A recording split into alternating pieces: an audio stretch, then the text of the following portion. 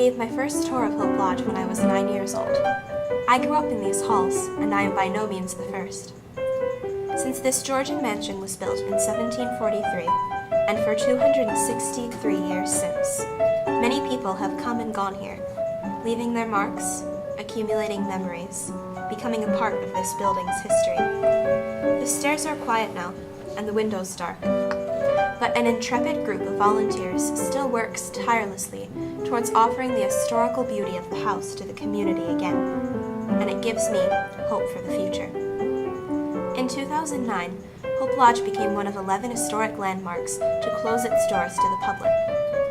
In a time of national recession, the state of Pennsylvania was forced to cut 58% of its funding to state-registered historic sites. The Pennsylvania Historical and Museum Commission responded with their own funding cuts, representing a 20% loss in educational programming, a 7% reduction in day-to-day operating funds, and a 16% reduction in staff. As important as they are, they're not our core mission, commented then-Governor Ed Rendell. While PHMC Executive Director Barbara Franco reported,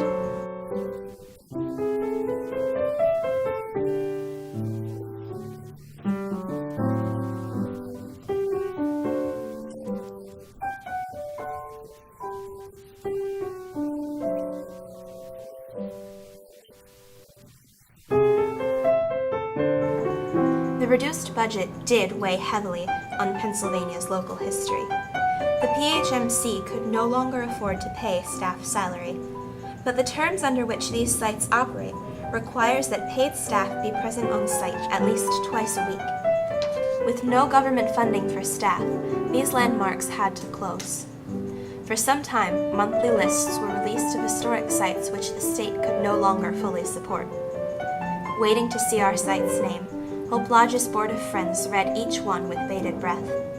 On Friday, November 20th, 2009, it appeared. Hope Lodge's 2 staff members were furloughed. The doors were locked, and White Marsh, Pennsylvania.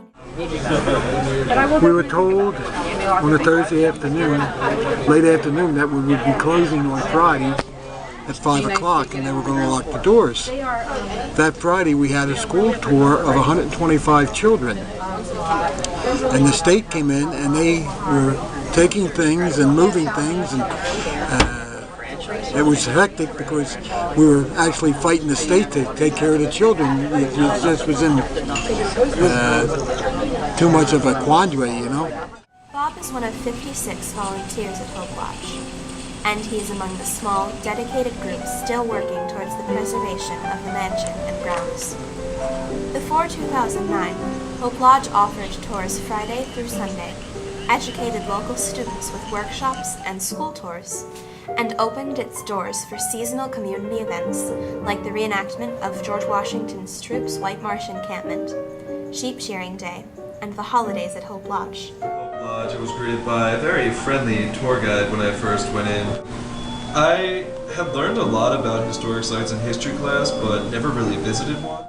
We need to have the funding restored. We need to have the PHMC get better funding in order to preserve these sites for our posterity, because they are, although you may think of them as our past, they are also our future. I'd run around with my fake wooden musket and I'd shoot at trees, and all the Revolutionary War reenactors would come up and slap my back and be like, yeah!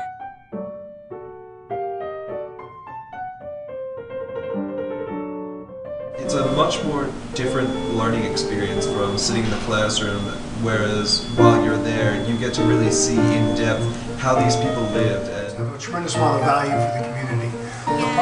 You should definitely open again. The mansion has been serving the community as an educational and recreational resource since 1953, when the last private owners, William and Alice Dane, established a fund to keep Hope Lodge as a museum after their death. The Danes saved Hope Lodge from its certain demise when they purchased the mansion from asbestos production company Keesby and Madison, which planned to demolish the building and use the land for mining. Before that purchase, the mansion was almost left to collapse in a state of disrepair with the 1886 bankruptcy of its sixth owner, Thomas Wentz. As the saying goes, history repeats itself. The 2011 equivalent of the Dane family is missing from the grand scheme of things, so it falls upon the Board of Friends, the volunteers, and the public to ensure the future safety of this treasure of Pennsylvania's history. For while there is hope for the future, this task is more than any one group or person can accomplish. Article 1, Section 27 of the state constitution guarantees the preservation of natural, historic, and scenic landmarks for the benefit of all people and generations yet to come. And it is truly up to all of us to preserve this past, so imperative to our future.